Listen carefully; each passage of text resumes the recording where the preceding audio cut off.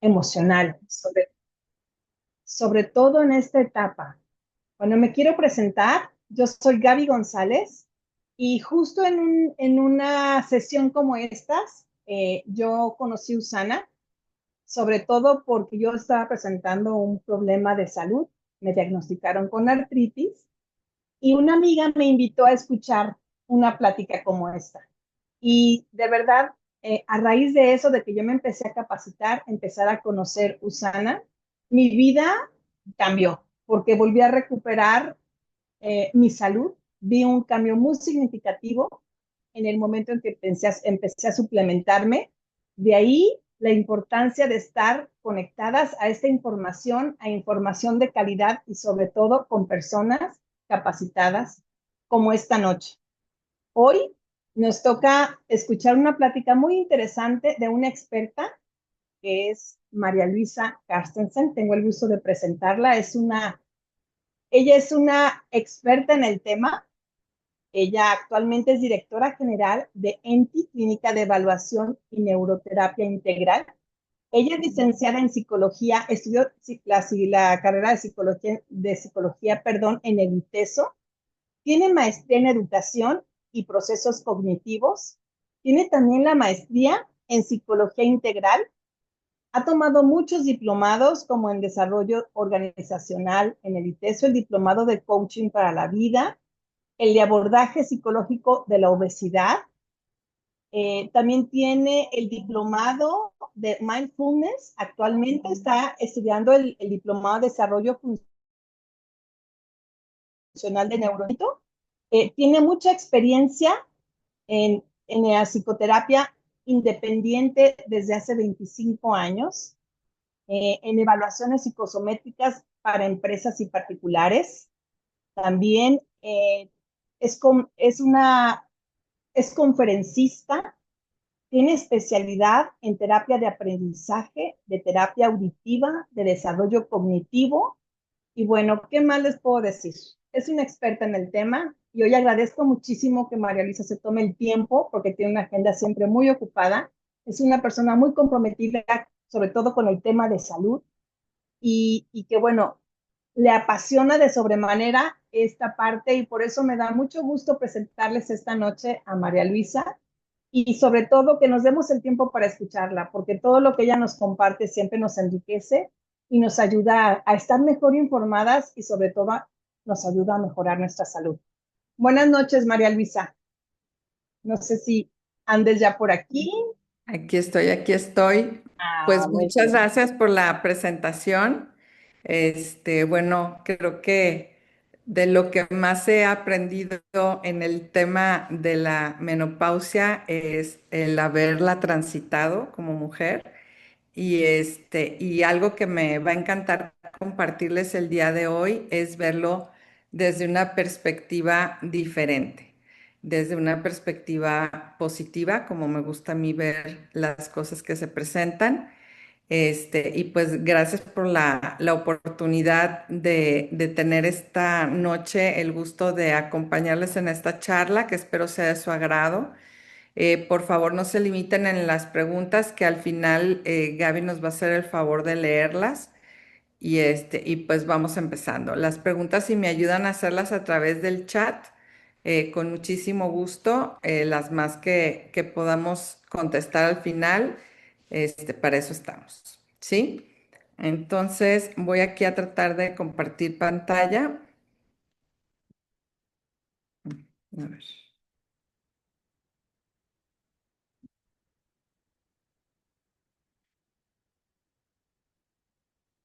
pero primero,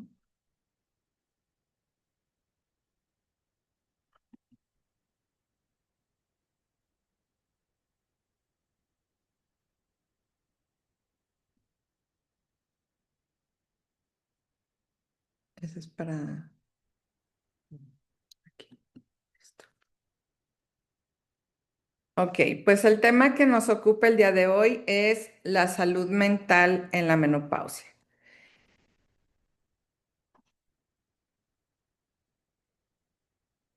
El objetivo de esta charla es, antes que nada, conocer qué sucede durante la menopausia, cómo abordar los cambios que implica antes, durante y después, aprender a hacernos cargo de las acciones a tomar en esta etapa de transición desde una perspectiva integral, vivirlo como una etapa más de cambio, retos y ajustes y conocer acciones para transitarla de manera óptima y natural.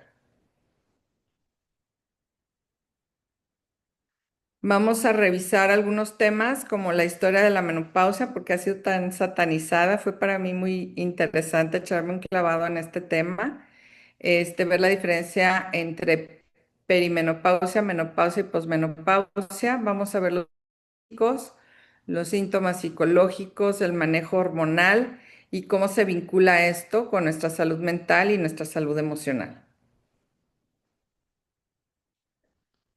Bueno, pues busqué en mis talleres estudié algo de historia del arte y algo que yo recordaba con mucha claridad es que en el arte rupestre, en esta escultura como la que vemos aquí, se hacía mucha exageración de los rasgos femeninos que tienen que ver sobre todo con la parte de la maternidad. Entonces, si ustedes se ponen a buscar o esculturas de esta época, van a encontrar más o menos cosas así con las que tenemos en esta imagen.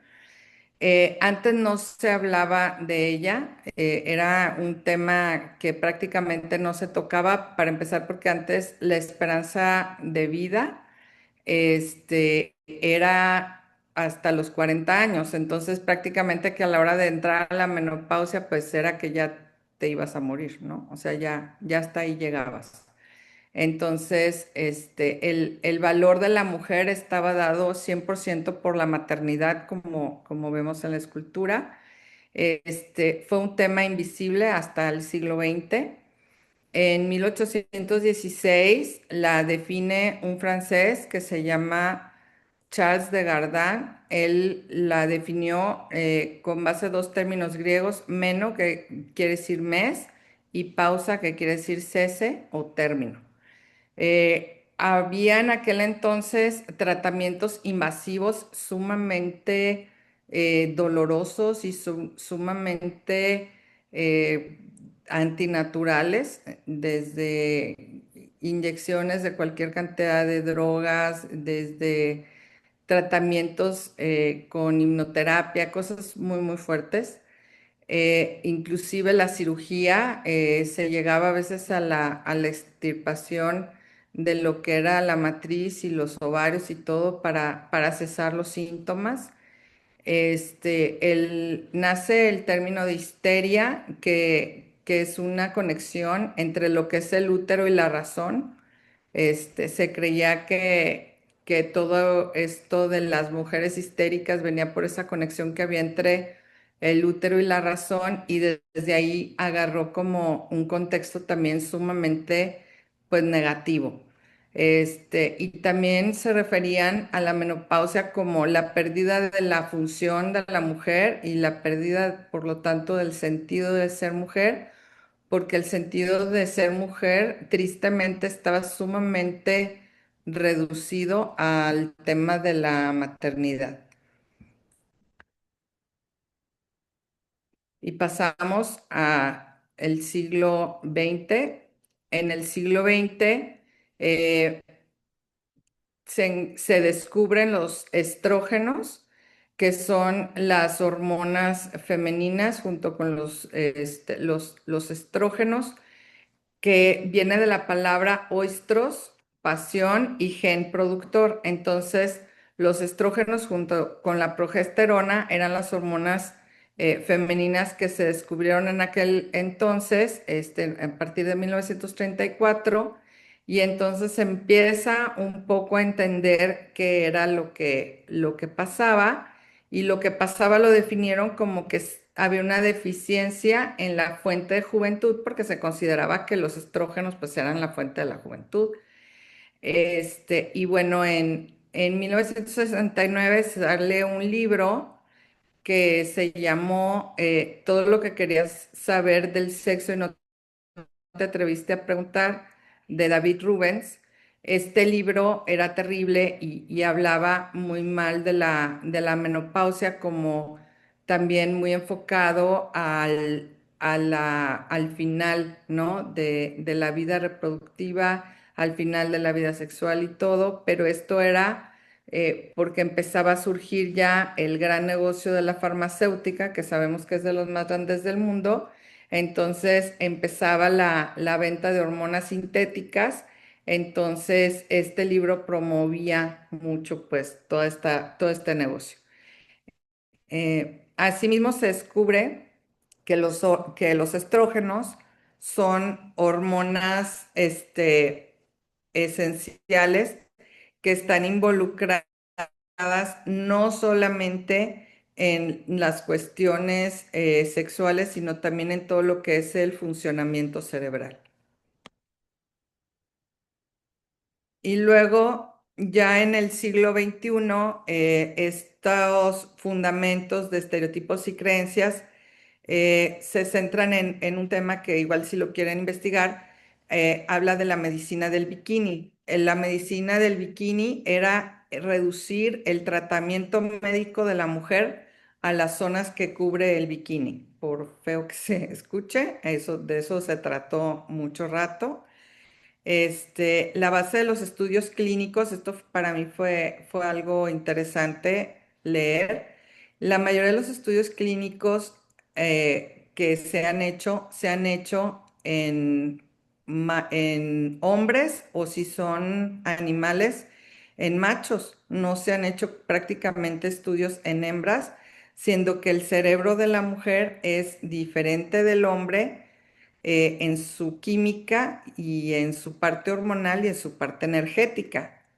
Y que quede muy claro que esto no determina para nada el coeficiente intelectual o la conducta de la persona. Entonces, anatómicamente muy parecidos, muy similares, pero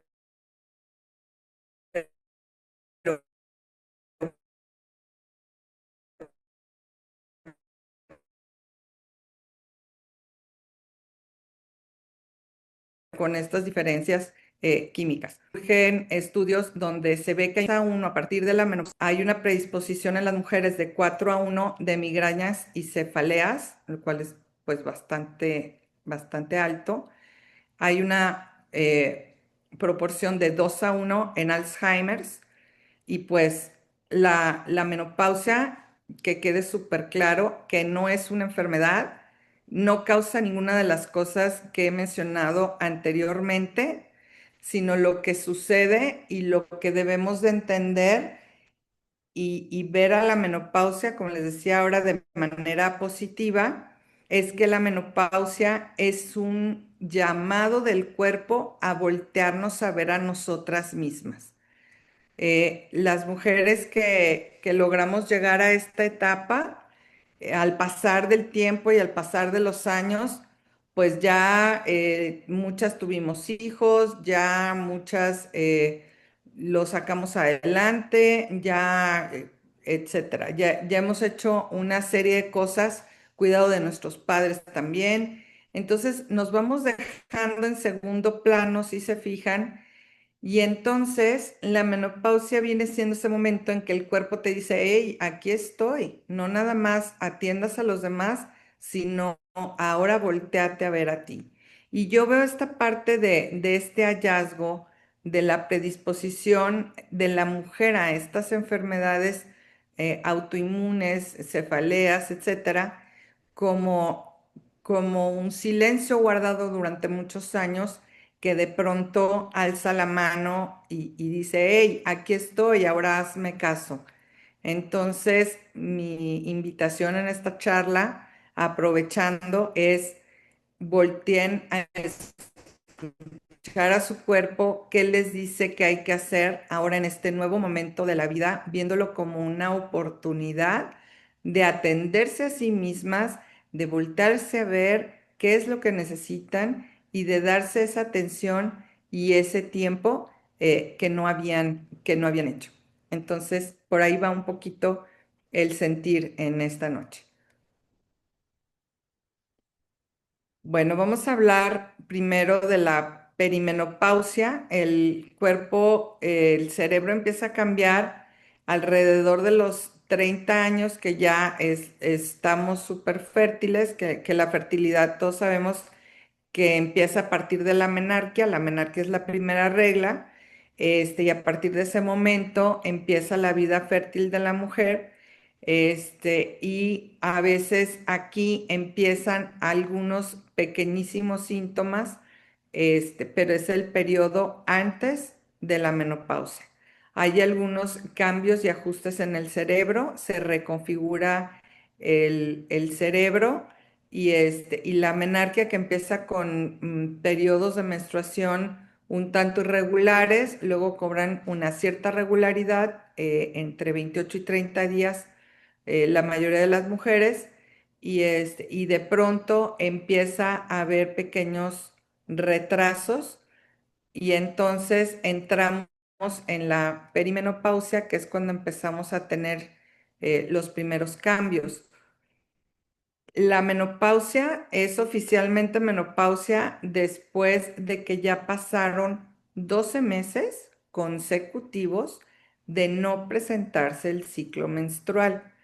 Si durante lo que nosotros considerábamos era nuestra última menstruación, surge que ya pasaron 6 meses y de repente vuelves a presentar una menstruación, quiere decir que todavía no estás en la menopausia. Tienes que volver a empezar tu cuenta después de que se te vuelve a presentar este sangrado. Entonces, otra de las cosas importantes es que la menopausia puede ser inducida o puede darse de manera espontánea. ¿Qué sucede? Que a veces hay cuestiones de salud en la mujer por la que se decide hacer una histerectomía o extirpar lo que es la matriz o los ovarios, las trompas, a veces partes, a veces todo, y esto hace que se acelere el proceso porque esto causa un deterioro en la producción de estrógenos, baja considerablemente y también la producción de progesterona. ¿Qué sucede aquí? Los ovarios dejan de producir óvulos, y es por esto que ya no hay fertilidad. Y uno de los primeros signos, aparte de la pérdida del ciclo menstrual, son fuertes olas de calor, que ya vamos a ir entrando en estos temas, algunos cambios cognitivos y también la ganancia de peso.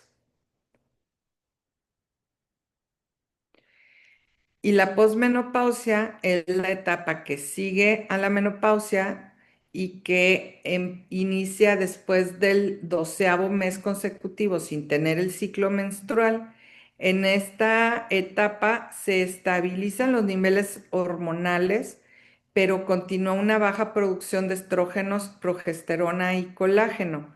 Y algunos síntomas persisten. Algunas personas continúan con las olas de calor o los también llamados bochornos. En cuanto a los síntomas neurológicos que los traté de separar, pues varían mucho, no son iguales de una mujer a otra, cada quien vive esta etapa de una forma diferente. Y bueno, hay pues algunas cosas en común. Estos cambios o síntomas neurológicos surgen debido a que el estrógeno y la progesterona están involucrados en nuestras funciones cognitivas. Los síntomas se originan en el cerebro como los cambios de humor, y hay estigmas asociados, como les decía, que tienen que ver con la historia, ¿no? Donde es el fin de la maternidad, el fin de tu rol pues como mamá y como cuidadora, o a lo mejor no el fin, pero sí se modifica bastante con menos responsabilidad. Se dan olas de calor que es debido a la baja de hormonas que afectan la salud cardiovascular. Ahorita vamos a ver cómo se involucran el estrógeno y la progesterona en parte de la capa epitelial de todos los vasos sanguíneos y eso hace que nos den, no nada más las olas de calor, sino también se pone el rostro de color sonrojado, pues, por esta función, por este hecho. Entonces, hay en algunos casos cierto nublamiento mental y algunas fallas de memoria. Son de los síntomas neurológicos más comunes. No es para asustarnos, todos ellos los podemos ir trabajando y los podemos ir compensando.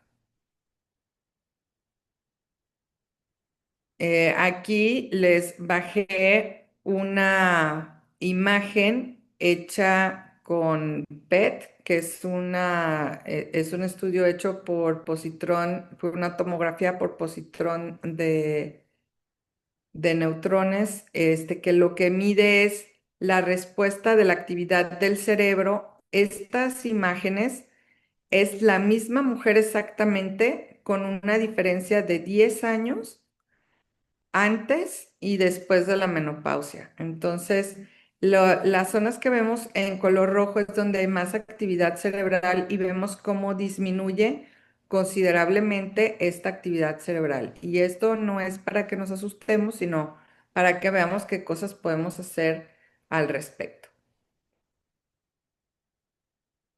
Ok, hablando de los síntomas somáticos, ya hablamos de algunos de los neurológicos. Están los dolores de las articulaciones, están las arrugas y la piel reseca, hay una pérdida de calcio, y de ahí se originan muchos de los problemas después de osteoporosis si no resurtimos este calcio en nuestros huesos.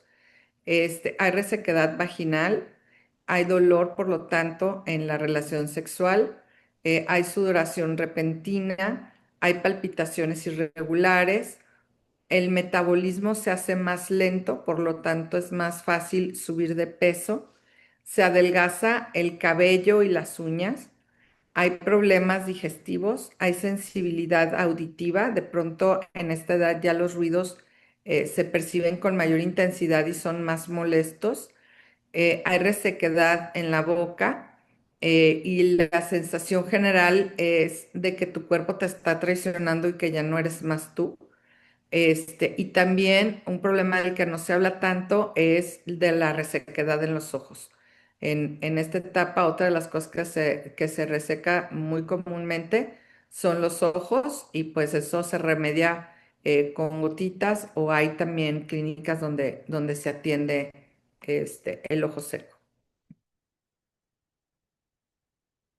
Y bueno, ¿cómo vamos a ir abordando todas estas cuestiones? ¿Cómo vamos a ir trabajando para que todos estos síntomas pues no nos tomen por sorpresa y cómo le vamos a ayudar a nuestro cuerpo a transitar de la mejor manera posible en esta etapa que yo creo que es una etapa de mucho, mucho amor, pero mucho amor ahora a nosotras mismas, que ya dimos tanto, que ya cuidamos tanto, que ya atendimos tanto, y que nos debemos de haber estado cuidando en paralelo, pero ahorita hay más oportunidad de voltearnos a ver y de cuidar, entre otras cosas, nuestra alimentación. En esta imagen vemos del lado izquierdo un ejemplo de lo que sería una dieta mediterránea, que pues vamos a seguir insistiendo, es hoy por hoy lo que la investigación científica ha demostrado que es la que tiene mejor impacto en todo el organismo, incluyendo el cerebro. Aquí hay la imagen que está del lado derecho, es una imagen de un cerebro que consume una dieta mediterránea y del otro lado, y vemos disminuidas las funciones, está un cerebro que ha consumido pues una dieta occidental. Y bueno, les hemos hablado mucho de las 6 de salud. Yo me tomé la libertad de agregar un par de cosas, y vamos a hablar en primer lugar de lo que es la higiene. Estamos ya en lo que es en el autocuidado que debemos de tener de nuestra salud, no solo en la menopausia, sino en todas las etapas de la vida. Y esto es, en primer lugar, la higiene. La higiene se refiere no solo a la higiene de nuestro cuerpo, no solo a la higiene en la preparación de nuestros alimentos, sino también en la higiene postural, en sentarnos de manera correcta, cuando vamos manejando, cuando estamos trabajando, en adoptar posturas que cuiden que nuestro sistema respiratorio pueda fluir el aire, entrar y salir de manera adecuada, que no se esté deformando ni forzando nuestra espalda, etcétera. El ejercicio, que también ya lo hemos hablado de manera consistente, pero no lo puedo dejar de tocar, es esencial, mínimo 30 minutos al día. En esta etapa de la vida, el cargar peso al hacer ejercicio nos ayuda a mejorar la salud de nuestro aparato, nuestro sistema músculo-esquelético y nos ayuda a cuidar nuestros depósitos de calcio en los huesos. Luego viene el sueño. El sueño tiene que ser un mínimo de 8 horas. En esta etapa es todo un tema, se duerme diferente, no se vuelve a dormir igual que antes, pero hay muchísimas cosas que podemos hacer para cuidar nuestro sueño. De hecho, también hay una higiene del sueño. Tenemos que cuidar que la habitación esté en una temperatura fresca. A mí me gustan los 23 grados, no sé ustedes, pero bueno, la temperatura debe ser fresca, la habitación debe estar oscura, debe estar libre de sonido, haber lo menos de ondas por ahí circulando, como cargar el celular a un lado de el buró, pues no es lo ideal, porque todas las ondas magnéticas que hay son muchísimas y eléctricas nos hacen mucho daño y afectan nuestro sueño. Se recomienda tener una rutina antes de dormir. Es, ¿Qué es la rutina? Pues que nos bañemos y luego cenemos y luego nos acostemos, como ciertos pasos a seguir o al revés, pues, pero que sea más o menos siempre el mismo orden. Y yo les aconsejo también tener algún aceitito esencial por ahí que nos recuerde también, no solo porque sea inductor del sueño, sino porque nos recuerde a nuestra parte más central de nuestro cerebro que ya va siendo hora de dormir. La verdad también hay muchas aplicaciones muy útiles que podemos bajar en nuestro celular, que llevan, también hay anillos que llevan el control de nuestro sueño y de nuestro descanso, y así podemos monitorearnos. Sin duda la nutrición, formada tanto de macronutrientes como de micronutrientes. Recordemos que una buena ingesta de proteína, de lípidos y de carbohidratos en bajo índice glicémico es esencial, pero también acompañarlo de vitaminas y minerales que nos ayuden a que todas las funciones de nuestras células se den de una manera adecuada.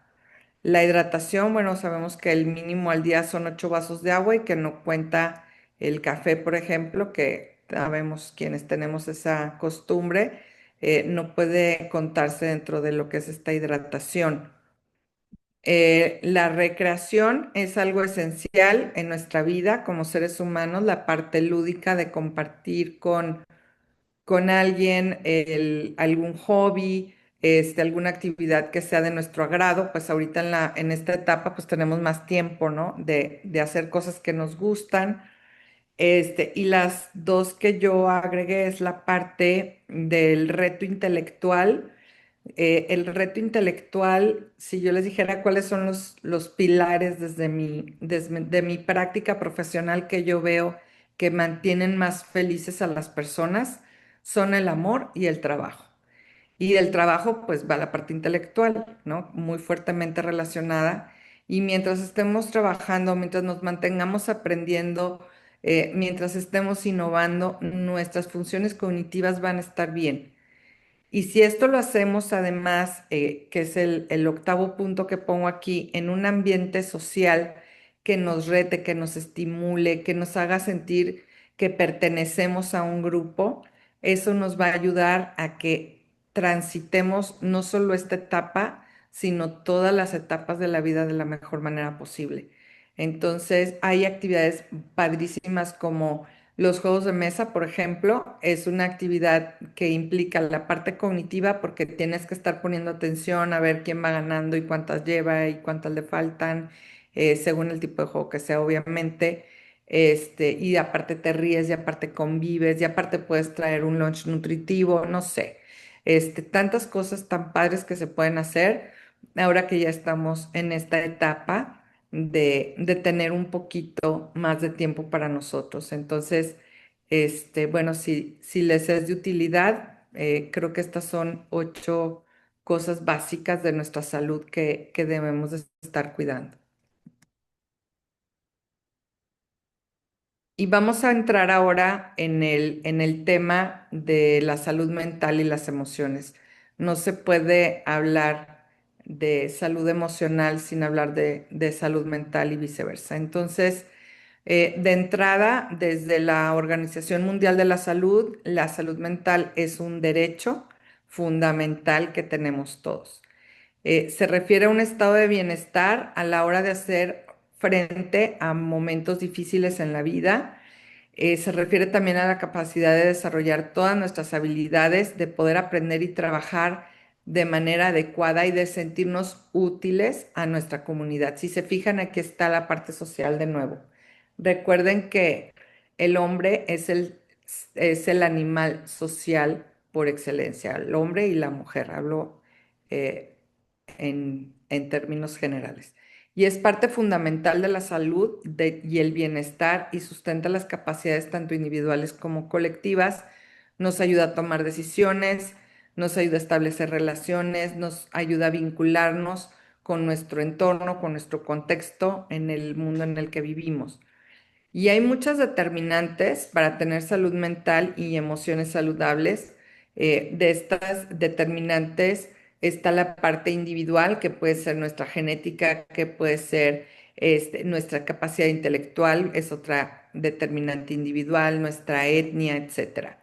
Determinantes sociales, el contexto en el que vivimos, por ejemplo, aquí en México, que luego estamos en situaciones pues de mucho peligro, que hay mucha delincuencia, etcétera, que nos tenemos que aprender a cuidar entre todos y a defender entre todos, pues es una realidad social en la cual tenemos que aprender a adaptarnos y a desarrollarnos a pesar de ella. Y también las determinantes estructurales que se combinan para proteger nuestra salud mental o que en un momento dado la pueden dañar y cambiar nuestra salud mental. Dentro de lo que es la salud mental, todos tenemos algunos genes, así como hay genes que se expresan y que no se expresan, que cuando nos han hablado de epigenética, que me encanta el tema, de que se expresen o no se expresen, depende del contexto en el que estemos. A la hora de hablar de esta parte de la salud mental, todos tenemos por ahí a lo mejor un gen de alguna tendencia genética a la depresión, puede ser, o a la ansiedad o alguna otra cuestión mental, que lo que hace que esto se desarrolle o que este gen se exprese es nuestro medio ambiente, es la situación y el contexto en el que vivimos. Es por eso que a partir de la pandemia que vivimos hace 5 años aproximadamente, todos empezamos a ver por todos lados cómo los problemas de salud mental brotaban como palomitas de maíz. Y era porque esta situación de pandemia fue ese factor detonante o ese estresador universal que hizo que todos esos genes que estaban dormidos por ahí, de gente que estaba más o menos bien y tranquila en un contexto adecuado, pues a la hora de vivir el gran estrés que implicó para todos esta pandemia, pues empezaran a expresarse y empezáramos a ver tantos problemas de salud mental en todos los rincones del planeta. Entonces, es importante cuidar el contexto y buscar las situaciones que nos ayuden a sentirnos relajados, a manejar nuestro estrés de manera favorable, a tener situaciones donde lo saquemos, como puede ser el ejercicio, como puede ser el juego, como puede ser la socialización, y así estaremos menos vulnerables. Entonces, como les decía, pues el contexto es una parte esencial y en lo que se refiere a nuestras emociones, incluyendo la capacidad de reconocerlas, expresarlas y gestionarlas de manera efectiva. ¿Qué quiere decir? Que tenemos que ser conscientes de que nuestro cuerpo es mucho más rápido que nuestra mente. Entonces, si nosotros sentimos enojo, yo les aseguro que todos ya primero sentimos o esa punzadita en el estómago o ese calorcito en las manos o en la cabeza de que nos estamos enojando. Entonces, si somos capaces de identificar en nuestro cuerpo esta banderita de ya te estás enojando, ahí viene una emoción fuerte. Entonces, vamos a poder controlarlas de mejor manera, vamos a poder responder ante esta emoción de una manera más adecuada, porque las emociones llegan, no es algo tan fácil de controlar, pero sí lo que sí podemos controlar es la manera en la que respondemos a ella y en la medida en que las detectemos a tiempo, les digo yo, detéctenlas cuando va empezando, cuando apenas va de subidita, porque si la dejamos que llegue hasta arriba, ya se torna sumamente difícil y complicado salir o cambiar o moverse de esta emoción. Y recordemos que las emociones no hay ni buenas ni malas. Todas las emociones están por alguna razón y todas tienen una función. La tristeza, que pudiera tener una connotación negativa para algunos, nos sirve para reflexionar. El enojo, que hay quienes lo ven como negativo, a mí me encanta porque te mueve de donde estás. Si te enojas lo suficiente del trabajo en el que estás, puedes moverte y buscar otro trabajo que te aporte más. Si te enojas porque tienes que tomar 3 autobuses, a lo mejor te esfuerzas y te compras un coche, etcétera. Entonces el enojo, o a lo mejor estás en una relación tóxica y el enojarte te va a permitir moverte de ahí de donde estás. Entonces, todas las emociones tienen una connotación tanto positiva como negativa dependiendo del contexto y de la funcionalidad de esa emoción. Entonces tenemos que aprender a conocernos y aprender a leernos cuáles son nuestras emociones y cómo funcionan para nosotros.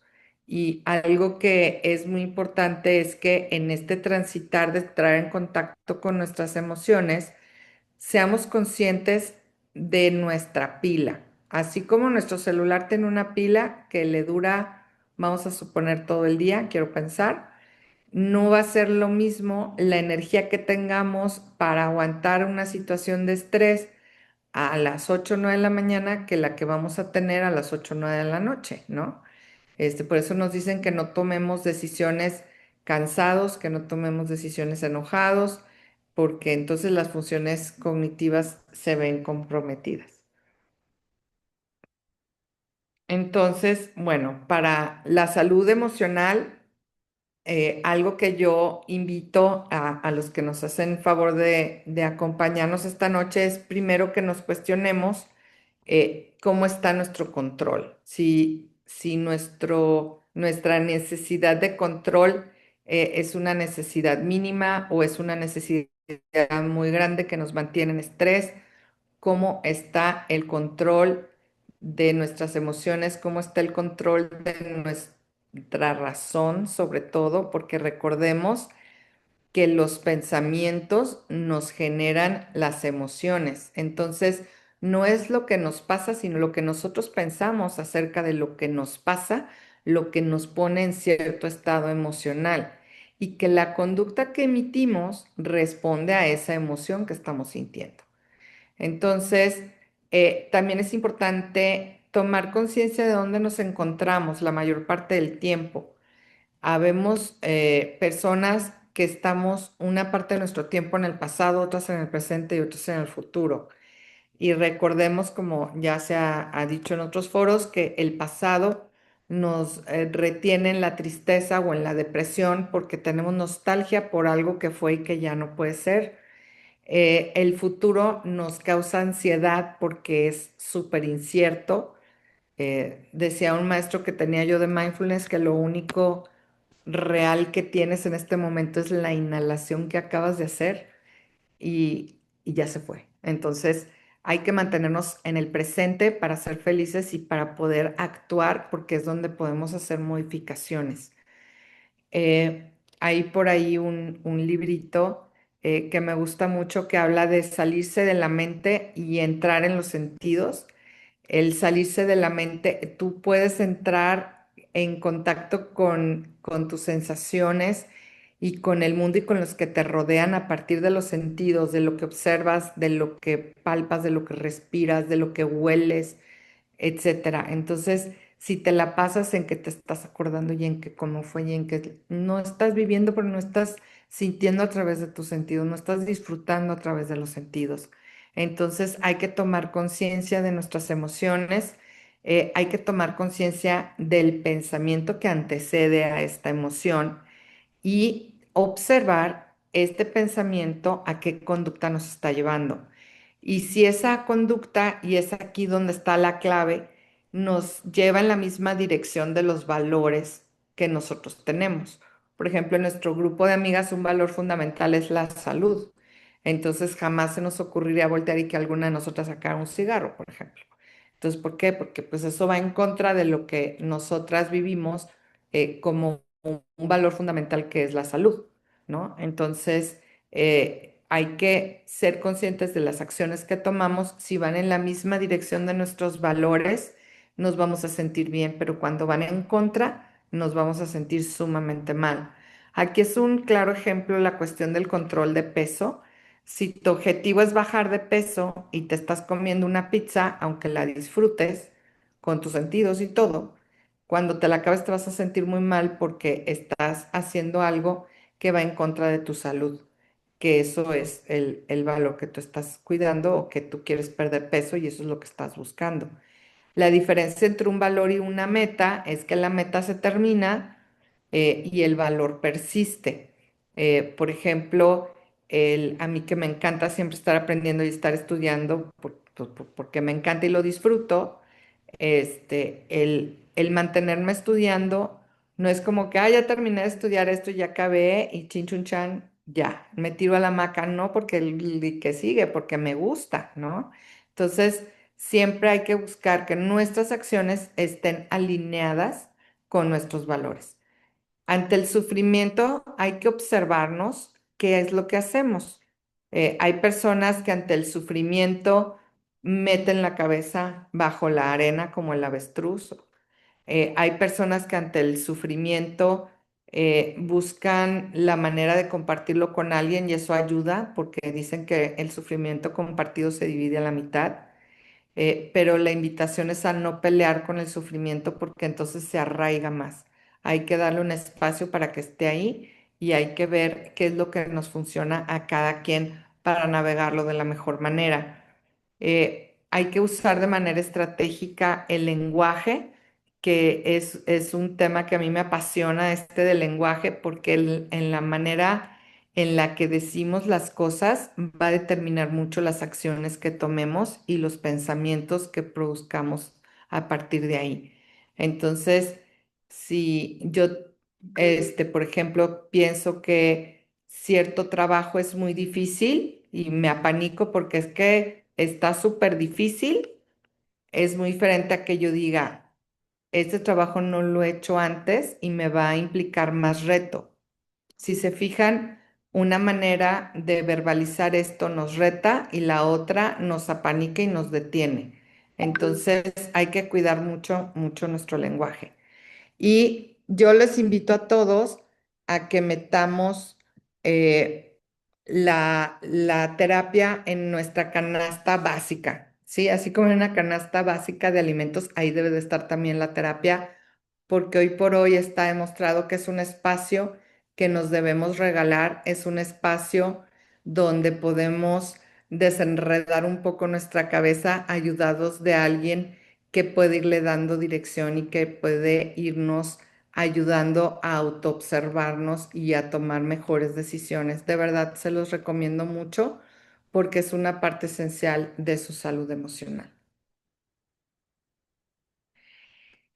Y bueno, para terminar esta charla, vamos ahora a ver las necesidades nutricionales de esta etapa. Yo lo que yo uso y recomiendo es Usana USANA es un laboratorio que tiene los mejores suplementos a nivel global. El primer suplemento del que les quiero hablar es el Magnecal D. Este va a reponer el calcio que en esta etapa perdemos tanto y tan fácilmente al estar combinado el calcio con el magnesio. Tiene una mejor biodisponibilidad, es decir, lo vamos a absorber de mejor manera. Por supuesto que acompañado de los aceites básicos que necesitamos, esenciales del biomega, que es el omega 3 que contiene DHA y EPA, que son fundamentales sobre todo para nuestra salud cerebral y además es un excelente desinflamatorio. Y están el Vitao, que tiene todas las vitaminas, el Cormin, los minerales, y el proflavanol, que tiene vitamina C con resveratrol, que nos ayuda a mejorar la absorción del colágeno, que en esta etapa ya vimos que dejamos de producir de manera importante y que la necesitamos para nuestro cabello, para nuestras uñas, para nuestra piel. Y está también, bueno, la estrella de la menopausia es el Estropro. Ahorita lo tenemos solamente en el mercado norteamericano, pero la persona que los invitó igual les puede decir cómo lo pueden conseguir. Pero bueno, está formado de fitoestrógenos, que quiere decir que son estrógenos tomados de plantas, por lo cual no nos hacen daño como las hormonas estas que venden bioidénticas y que te ponen de manera artificial en una pastilla o en una inyección o en un pellet que luego te causa ciertos problemas y que está demostrado clínicamente que favorecen el crecimiento de tumores y cuestiones cancerígenas. Los fitoestrógenos sin embargo, están totalmente seguros, no causan ningún efecto cancerígeno, están totalmente recomendados para los diversos síntomas de la menopausia, como hablamos de todo lo que es la parte cerebral, mejora las funciones cerebrales, promueve la liberación de ciertos neurotransmisores como la norepinefrina, que regula este sistema de fight or flight, de lucha o huida, la serotonina, que es la hormona de la felicidad. Entonces, todo esto a través de ingredientes, de 4 ingredientes esenciales que tiene, que son las isoflavonas de soja y trébol rojo. De ahí son 48 miligramos, 105 miligramos de linaza y 60 miligramos de regaliz. Esto nos va a ayudar a mejorar también el impacto en el ciclo circadiano, que es el ciclo de vigilia y sueño que todos tenemos, ayuda a la regulación de la función ovárica y de la pituitaria. Entonces, ampliamente recomendado. La toma para estas dosis que tengo aquí en la pantalla son 2 pastillitas al día. Y bueno, la conclusión de esta noche es que todos merecemos una vida que valga la pena ser vivida. Eso dijo Marta Lingan y yo estoy de acuerdo con ella. Y pues abro el micrófono, les dejo aquí mis datos, mis redes sociales. De verdad, cualquier duda en lo que yo les pueda ayudar, estoy para servirles y pues abro el micrófono a preguntas. Excelente, muchísimas gracias, María Luisa. Qué interesante información nos acabas de compartir y sobre todo los beneficios que tenemos en el apoyo de la suplementación. Bueno, si hay algunas preguntas que, bueno, ya nos estuvo haciendo favor Marisela de responder, pero aquí nos preguntan si el estropro lo podemos tomar de forma preventiva o solo ya estando en menopausia. Pues yo creo que, dado que viene de fitoestrógenos, desde la perimenopausia, nos va a ir muchísimo mejor si ya nos lo empezamos a tomar. Y lo ideal es ya no interrumpirlo. No. Bueno, aquí nos preguntan dónde se puede conseguir. Lo ideal es que con la persona que te invitó, hay muchas personas que lo traemos. Yo de manera personal me he dado a la tarea de traer Estropro porque de verdad lo necesitamos muchas mujeres, entonces de alguna manera siempre se consigue. Ahora sí que nada más es preguntar y se puede conseguir aquí en México. Luego, Estropro ayuda al síndrome de ovario poliquístico. ¿Y en qué dosis? No sé si tengas esa información o alguien más que nos Ahí pueda me gustaría ayudar. más que la conteste alguna de las doctoras que nos acompañan. Mm,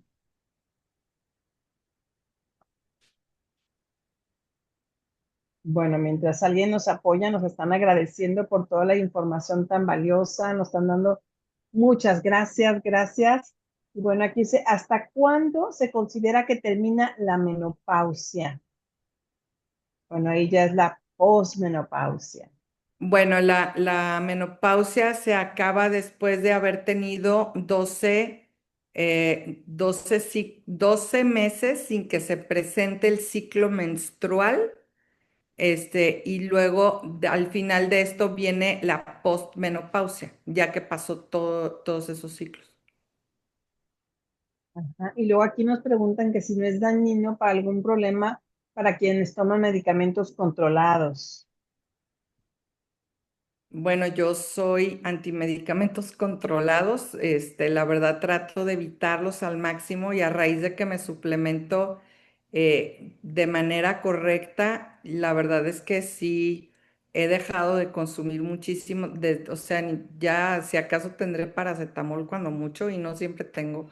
La verdad es que entre menos medicamentos controlados, salvo que nos los prescriba el médico por alguna condición en específico, pues hay que evitarlos.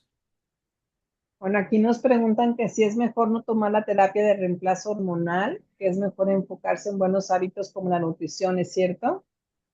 Sí, mejora mucho, mucho con la nutrición, como pudimos ver desde las funciones cognitivas. Hay una cuestión, por ejemplo, el sobrepeso, que por ahí se me pasó decir, provoca que estos bochornos y las olas de calor sean mucho más fuertes. Entonces, por supuesto que entre más saludables estemos, menos síntomas vamos a tener. Bueno, en la menopausia, aquí ya están explicando un poquito lo que es la menopausia y la posmenopausia y todo eso. Bueno, pues muy interesante. Muchas gracias por todo su tiempo, doctora. Ese es un regalo para nosotras y nos están dando las gracias y felicitarte por toda esta información y sobre todo la importancia que hay de cuidarnos para estar más saludables y como dices, ¿no? En este momento, en esta etapa, es más voltear a vernos a nosotras mismas, conocernos para tener una mejor calidad de vida. Es aquí, bueno, ¿con qué podemos aminorar los bochornos, aparte de una buena alimentación? Aparte de la buena alimentación, pues si hacemos ejercicio, estamos en forma, bajamos de peso, cuidamos estar en un ambiente, una temperatura agradable, refrescándonos constantemente. Por ejemplo, la natación que ayuda muchísimo al sistema circulatorio, como tiene mucho que ver con la circulación, aparte de tomar los suplementos, pues es una muy buena idea. Excelente. Y bueno, yo en mi experiencia, y los puedo compartir también, que cuando empecé a tomar Estropro, o sea, ya mis sofocos y mis bochornos son muy, muy ligeritos. Entonces creo que es un buen apoyo para esta etapa de la vida. No sé si la doctora Rocío nos quiera comentar algo porque vi que abrió su micrófono. No, pues felicitar a María Luisa, y todas las felicitaciones